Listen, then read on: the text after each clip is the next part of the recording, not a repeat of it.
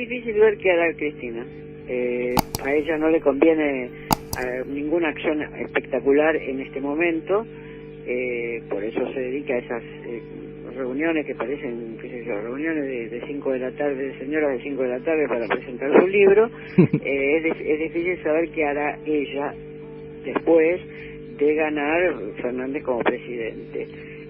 Los que piensan que después ella se adueña del poder, yo no estoy completamente de acuerdo para nada. Creo que Fernández es un hombre inteligente por una parte, y por otra parte creo que ser presidente dota a una persona, cualquiera que ella sea, incluso Macri, dota a una persona de un poder que reside en el cargo.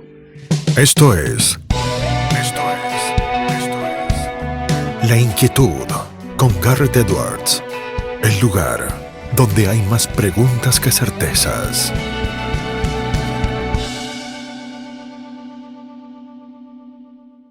Momento de compartirles ahora una interesantísima entrevista con Beatriz Sarlo, la filósofa, la ensayista, la escritora. Entrevista que hiciera para la emisión número 26 de Tal y Cual, el programa que hago todos los sábados junto a Adriano Mandolesi en CNN Radio Rosario, del 21 de septiembre del 2019. Sí, una entrevista prepandémica donde Beatriz Sarlo le ponía especial atención a la relación entre Alberto Fernández y Cristina Fernández de Kirchner, y qué interesante y profundo que es ver lo que se pensaba en el 2019 desde el 2022. Disfruten de la entrevista a Beatriz Sarlo.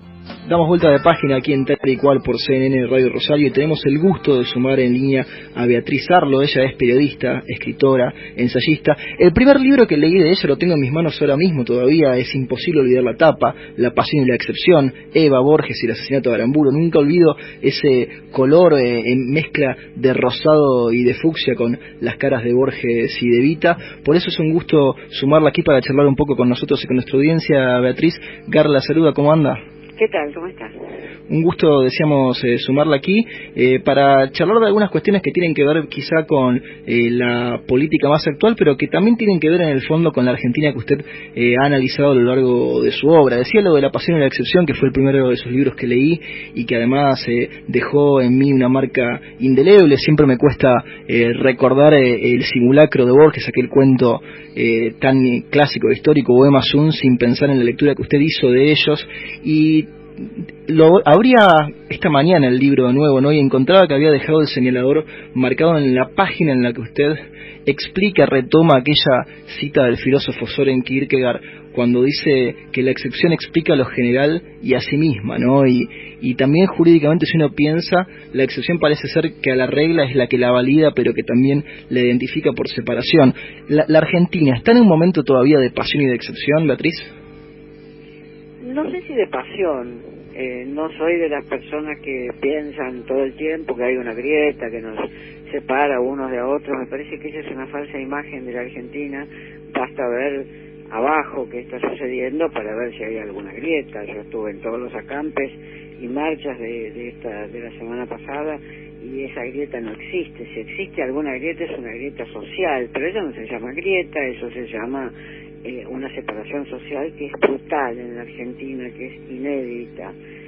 La separación entre aquellos que pueden comer y no pueden comer es una separación inédita en la historia de los últimos 80 años de la Argentina. Entonces existe eso, y bueno, es probable que la excepción sea que la Argentina en el curso del siglo XX, a comienzos del siglo XX, prometió ser un país rápidamente integrado a la zona de los países prósperos, lo era en ese momento, y que luego por diversas circunstancias, que se pueden enumerar circunstancias de dos tipos, los golpes de Estado y el fracaso de los gobiernos democráticos, por diversas circunstancias se convirtió en lo que es hoy, es decir, un país típico de lo que antes los argentinos llamaban, con cierta distancia depreciativa, Latinoamérica.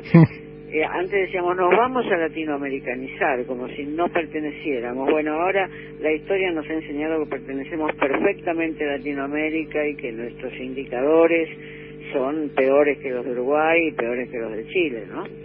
Beatriz, usted ha utilizado muchas veces un concepto en su obra que es el de modernidad periférica. No puedo evitar sumarlo con esta imagen que usted nos pinta muy claramente de esta Argentina que no se quería reconocer como lo que era y que ahora parece ser, se para de lleno frente al espejo y no le queda otra que ver su realidad. Para el que no esté familiarizado con este concepto, ¿cómo se conjuga esto de la modernidad periférica con la Argentina que estamos viviendo en este siglo XXI? No, con esta Argentina se conjuga muy poco. La Argentina podía ser denominada una modernidad periférica, digamos, hasta los años 60, en el sentido de que era un país que tenía avances que eran típicos de la modernidad, la alfabetización, por ejemplo, la incorporación muy exitosa de la vida urbana, muy exitosa, grandes ciudades para el tamaño de población de Argentina enormes, como Buenos Aires, Rosario, Córdoba, Mendoza. Son rasgos típicos de la modernidad, colocados en un territorio que estaba en la periferia de Europa, sin duda. Entonces, por eso yo recurrí a esa unión para calificar a la Argentina y a la modernidad argentina, de llamarla modernidad periférica. Entonces, esta Argentina en la que estamos ahora, Beatriz, que ya no es la Argentina de la modernidad periférica, que no es, como usted decía, la Argentina de la grieta que a lo mejor la política desde algunos sectores ha querido pintar, si bien tiene sus divisiones y sus particularidades, tiene ahora una elección que se viene por delante. Usted ya ha opinado sobre la gestión del presidente Mauricio Macri en contadas ocasiones, pero ya acercándonos al final del mandato, si bien queda todavía un capítulo todavía por discurrir y por descubrir, ¿cuál es el balance que hace de lo que Macri ha hecho? Bueno, yo no opiné en contadas ocasiones, opiné muchísimo, porque tengo una nota semanal en el diario Perfil, y desde el comienzo señalé que Macri tenía un equipo deficiente. Desde el comienzo señalé que no se puede ser ignorante en política. No estoy diciendo ignorante por los libros que se lee, sino ignorante por cuál es la cultura política de un país, que era un hombre muy verticalista, con esa tradición de gerente general de empresas, donde, bueno, el capitalismo requiere ese verticalismo, pero la política no lo soporta, y muy tosudo. Y este es el resultado. Esto lo vengo diciendo desde el comienzo del macrismo, no es que pocas veces y ahora. Si usted hace una lectura de los archivos periodísticos, va a ver que lo vengo diciendo desde hace mucho tiempo. Beatriz, y le sumo ahí porque es cara y contracara, obviamente, que así como uno ve esta debacle que ha sido la del macrismo en particular en los últimos 2 años más marcada, también se ha ido viendo el resurgir del PJ, con una Cristina que tomó un nuevo rol y una nueva posición. ¿Qué futuro le ve al PJ con una Cristina jugando en otra posición, digamos, en la cancha? Es difícil ver qué hará Cristina. A ella no le conviene ninguna acción espectacular en este momento, por eso se dedica a esas reuniones que parecen, qué sé yo, reuniones de 5 de la tarde, de señoras de 5 de la tarde para presentar su libro. Es difícil saber qué hará ella después de ganar Fernández como presidente.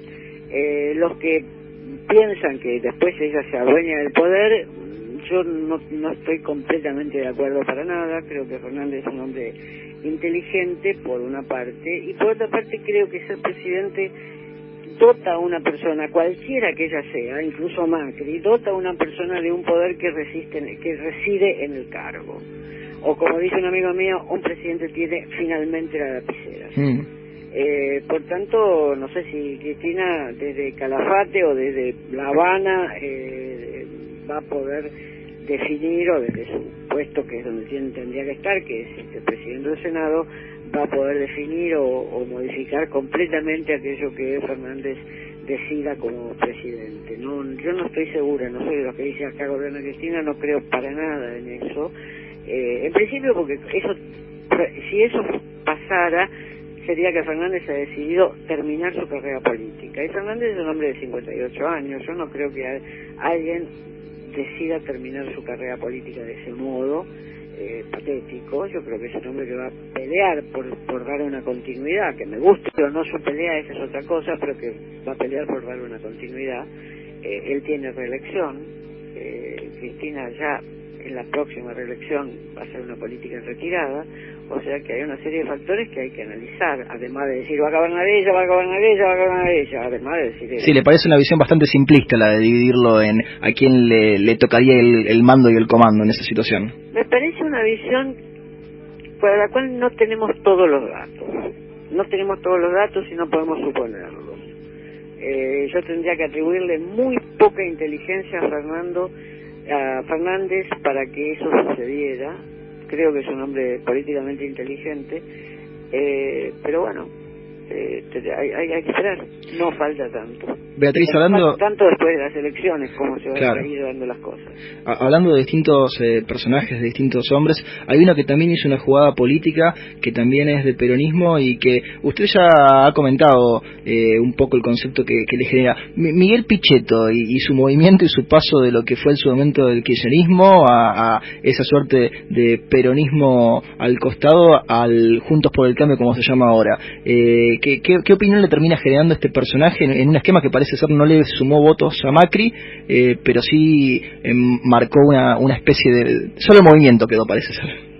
Bueno, por un lado lo que demuestra es que ahora Pichetto habla con sinceridad, es muy, muy reaccionario racista, cosa que estando en el peronismo no lo podía decir del mismo modo. Su racismo es alarmante en un país donde puede haber racismo, pero en general la gente, los políticos sobre todo, mantienen lo mantienen relativamente oculto. Sí, políticamente correctos, digamos. Sí, el racismo no es un dato que no es como sucede en algunos países de Europa Oriental, en los cuales el racismo puede manifestarse sin consecuencias. Pichetto, al irse del peronismo a ser vicepresidente de Macri, quedó libre para manifestar su racismo, y uno dice, uy, mirá por lo que tenía escondido este tipo, la monstruosidad que llevaba como corazón de su ideología. Eso por una parte, pero por otra parte lo que uno tiene que pensar es que el peronismo está en un estado de caos, es decir, que un dirigente que fue que manejó la bancada peronista en el Senado durante años y años y años, de repente un día se despierte y se encuentre que está negociando con Macri, sacándose fotos allí, y luego vaya a ser su vicepresidente, lo que indica, además de lo que ese dirigente quiere para sí mismo, que es poco importante, porque dentro de 10 años nos vamos a acordar de que existe, pero lo que indica que ese dirigente, además de lo que quiere para sí mismo, lo que indica es un proceso de fractura y de descomposición muy grande del peronismo, ¿no? Bueno, del que es en parte el kirchnerismo culpable. Yo le sumo ahí, Beatriz, es solo un dato, no me olvido más, en el coloquio de idea de Mar del Plata el año pasado, ya estaba Pichetto y era el único que había sido aplaudido por los empresarios presentes, de los políticos que habían invitado, incluso le diría más que María Eugenia Vidal, así que ahí ya se empezaba a notar el viraje o el correr el velo de lo que estaba pensando. Sí, evidentemente, si se estudió eso, evidentemente. Hablando de las fracturas y de cómo se van viendo algunas caras, Beatriz, la traigo para otro personaje que juega en la cosmogonía política argentina y que de alguna forma las últimas semanas reapareció merced a las menciones de Juan Grabois. Estoy hablando del Papa Francisco. ¿Usted ve una diferencia entre el Papa Francisco y Jorge Bergoglio? Y digo, ¿la ve incluso hoy, año 2019? Bueno, Bergoglio intervenía en la política local, aunque después cuando es elegido Papa nos damos cuenta que intervenía mucho en la política vaticana, porque nadie llega desde Buenos Aires, se toma un avión, aterriza en Roma y... El Papa del fin del mundo, eso más claro imposible. No, él intervenía mucho en la política local, intervenía de una manera localizada, muy argentina, pero evidentemente intervenía en la política vaticana muy fuertemente, pues, por eso fue elegido, digamos. Si no, entre varios candidatos todos tenían esa intervención. De todas maneras, el discurso de Bergoglio, que parecía un discurso muy politizado y muy local, muy de los movimientos sociales más politizados y muy local, el discurso de Bergoglio, cuando es pronunciado para el mundo, donde hay tanto horror, donde están todos los refugiados, donde están todos los que tienen que salir, abandonar sus casas y abandonar su tierra para ir a vivir a cualquier otro país donde no saben si van a ser recibidos, del discurso del hambre en África, etcétera, es un discurso que se aplica mejor a todas esas regiones, digamos, y funciona mejor, y debe ser un papa importante en el mundo, por eso debe ser considerado un papa importante en esta historia vaticana, ¿no? Beatriz, no le robamos más minutos, unas últimas dos preguntas, una que vuelve con la política y otra que tiene más que ver con lo general. La de la política es, ¿cuán importante es que Macri complete su mandato y rompa con esa supuesta maldición que quedó luego de Alvear, de que ningún presidente no peronista pudo completar su mandato constitucional? Digo, hoy por hoy ese debe ser el norte de Macri, ¿le parece? Bueno, ese debe ser el norte de todos. Esperemos que llegue al 10 de diciembre. Listo. No puede gobernar, no puede empeorar su horrible gobierno de aquí al 10 de diciembre. O sea que esperemos que llegue al 10 de diciembre y listo, y que se vaya tranquilo. No va a volver, es un presidente con un fracaso rotundo, como José de la Rúa, pero esperemos que no termine como de la Rúa, digamos, que pueda terminar bien su mandato. Eso me parece que es lo que tenemos que apostar todos. Y Beatriz, la traigo a esta última pregunta y que tiene que ver con algo que tuvieron que justamente desmentir desde Perfil en su momento, porque se habían viralizado tweets de una cuenta falsa que no era suya. Si la pregunta no va a la cuenta falsa ni el tema de la fake news, aunque también en parte, sino más bien a las redes sociales. ¿Qué importancia le parece que hay que darle a las redes sociales y a lo que se dice en ellas hoy por hoy? Evidentemente son una forma de la esfera pública hoy. Lo son. No, es imposible expulsar a las redes sociales cuando uno considera la esfera pública. Por tanto, es así, es una forma de la esfera pública con mensajes quizás muy elementales, pero bueno, así funcionamos. Beatriz, le agradecemos mucho por este contacto y por estos minutos que se ha tomado con nosotros para tratar de entender un poco más a la Argentina. Muy bien, muchas gracias a ustedes. Hablábamos con Beatriz Sarlo, periodista, escritora, ensayista, aquí en Tal y Cual. Radio Rosario. Esto fue La Inquietud con Garrett Edwards. Síguenos en redes sociales y en www.edwards.com.ar.